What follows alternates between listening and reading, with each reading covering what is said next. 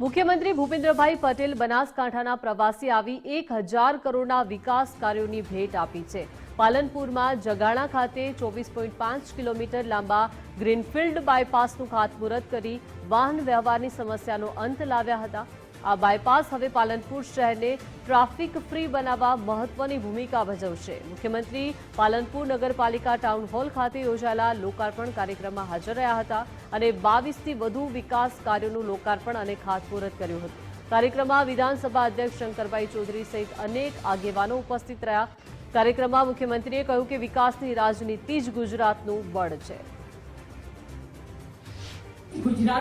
અહીંયાથી વિકાસની રાજનીતિ અને વિકાસની રાજનીતિ આપણને બધાને ખબર છે કે કોઈ પહેલા વિકાસનું વ નતા બોલતા।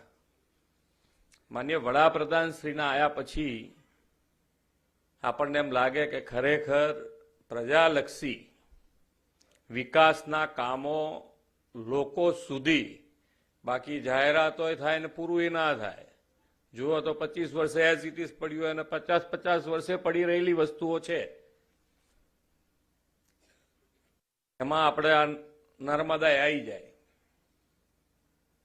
અહીંયાથી હમણાં છેલ્લી બેન શાયરી કહેતા હતા ને, એ સૌથી વધારે એપ્રોપ્રિએટ આપણા વડાપ્રધાનશ્રી માટે છે। એક નેતૃત્વ આપણને મળ્યું ને આખું જ આપણને બધા અહીંયા બેઠેલા હોલમાં બધાને એવું હતું કે આપણા ઇન્ડિયામાં કંઈ સુધારો જ નહીં થાય।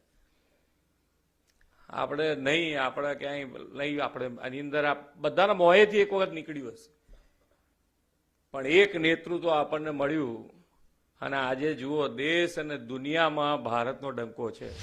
જો પાલનપુર ખાતે 1000 કરોડથી પણ વધુની રકમના વિકાસ કામો ગુજરાત સરકારે માનનીય મુખ્યમંત્રી શ્રી ભૂપેન્દ્રભાઈ પટેલના વરદ હસ્તે માનનીય વિધાનસભાના અધ્યક્ષ શ્રી શંકરભાઈ ચૌધરીની ઉપસ્થિતિમાં પાલનપુર બાયપાસ તેમજ અન્ય બીજા ઘણા વિકાસ કામોનું ખાતમુહૂર્ત અને લોકાર્પણ કરવામાં આવ્યું।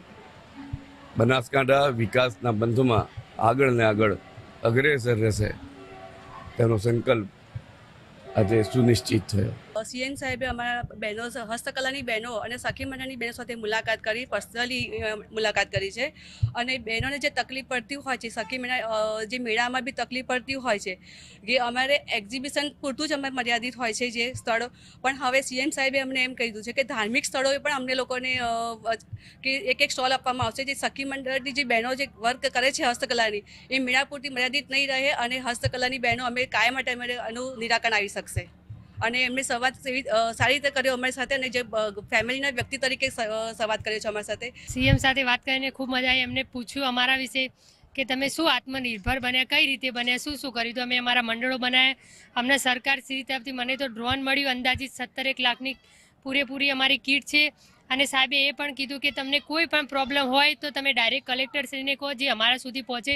અને તમે બીજા બધા જે બહેનો અહીંયા છે તો સશક્ત થઈ જ છે, પણ જે ઘરે છે, જે સખી મંડળમાં નથી જોડાયા, જેને સરકારશ્રીની મહિલાઓ માટેની યોજનાનો લાભ નથી લીધો, તો એમને પણ કહો અને બધાને આગળ લાવવા માટે હું સીએમ સાહેબનો ખૂબ ખૂબ આભાર માનીશ કે એમને ખૂબ રિલેક્સેશનથી અમને જાણે અમારા ઘરના વ્યક્તિઓ એ રીતના વાત કરીને અમને પૂરેપૂરો સહકાર આપ્યો અને કીધું કે તમે આગળ આવો અને બેન અમે બેઠા છીએ।